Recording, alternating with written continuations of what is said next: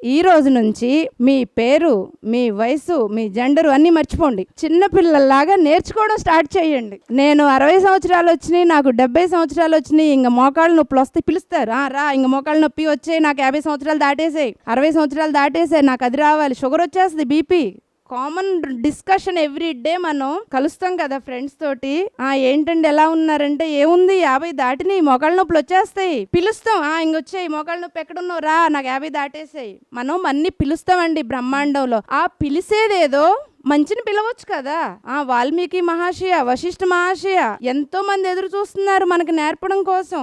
ఎంతో మంది పితామా బ్రహ్మర్షి పత్రి గారు, మహావతార్ బాబాజీ గారు, పరమహంస యోగానంద గారు, మా అందరూ ఇలా సభలకి వచ్చి మనల్ని అందరిని ఆశీర్వదించి వెళ్తూ ఉంటారు. అవునా? మరి పిలిచేదేదో మోకాళ్ళ నొప్పి ఎందుకు పిలుస్తారు? వాళ్ళ జ్ఞానాన్ని పిలవచ్చు కదా. అది ఎందుకు పిలుస్తున్నామంటే తెలియక. మనం ఏది చేసినా తెలియక చేస్తున్నాం అంతే.